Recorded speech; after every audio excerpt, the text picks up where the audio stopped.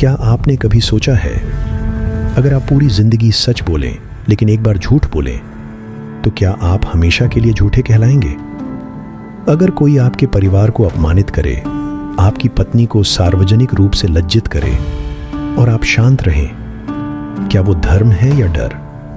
महाभारत हमें जो सिखाता है, क्या हम सच में उसे समझ पाए हैं या बस उसके नाम पर भ्रम पाल बैठे हैं?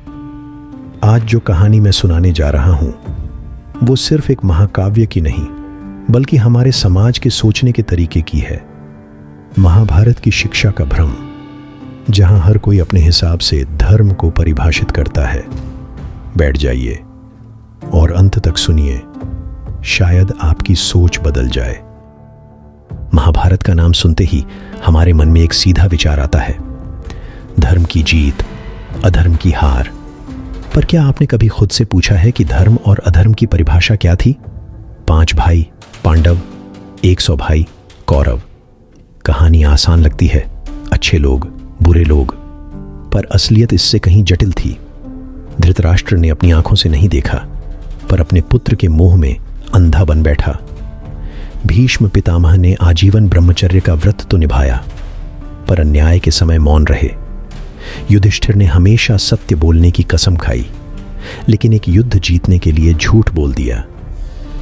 और श्री कृष्ण, उन्होंने सदा धर्म की बात की, लेकिन अधर्म के रास्तों से विजय प्राप्त की।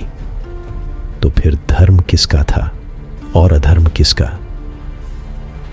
हम बचपन से सुनते आए हैं, पांडव अच्छे थे, कौरव बुरे। पर चलिए थोड़ा अंदर चलते हैं इस सोच के। क्या दुर्योधन ने कभी अपने भाइयों से विश्वासघात किया? नहीं, उसने उन्हें बराबरी का अधिकार दिया, उनके लिए लड़ा, मरा। क्या युधिष्ठिर ने हमेशा सही निर्णय लिए? नहीं, वो जुए में अपने राज्य, अपने भाइयों, यहां तक कि अपनी पत्नी तक को हार बैठा। क्या यही धर्म था?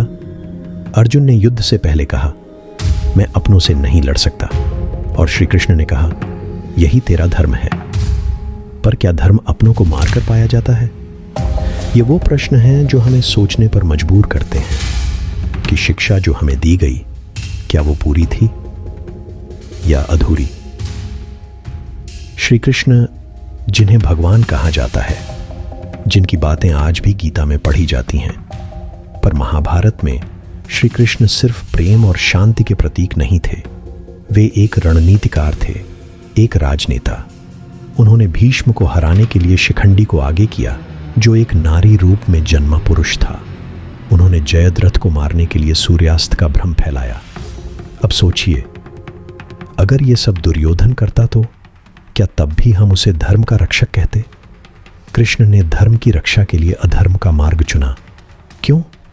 क्योंकि उन्हें पता था, इस संसार में केवल अच्छे इरादे काफी नहीं होते, बुद्धि भी चाहिए। हम सब ने एक लाइन बार बार सुनी है, सच की हमेशा जीत होती है। महाभारत यही सिखाता है ना?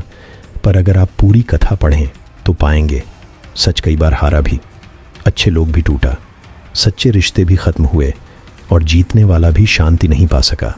अंत में क्या हुआ? धर्मराज युधिष्ठिर को अकेले स्वर्ग जाना पड़ा। उनके सारे भाई, उनकी पत्नी, सब एक एक कर गिरते गए। और स्वर्ग पहुंचकर उन्होंने क्या देखा? दुर्योधन वहां बैठा था, और द्रौपदी, भीम, अर्जुन नरक में थे। क्यों? क्योंकि इस युद्ध में कोई पूर्णतः सही नहीं था। बहुत से लोग कहते हैं, महाभारत हमें सिखाता है कि युद्ध बुरा है, युद्ध से विनाश होता है।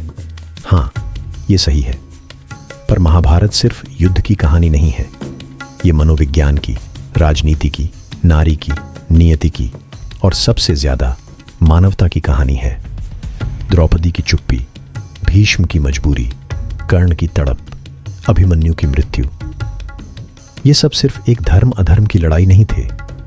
ये थे इंसान के अंदर चल रही एक गहरी जंग।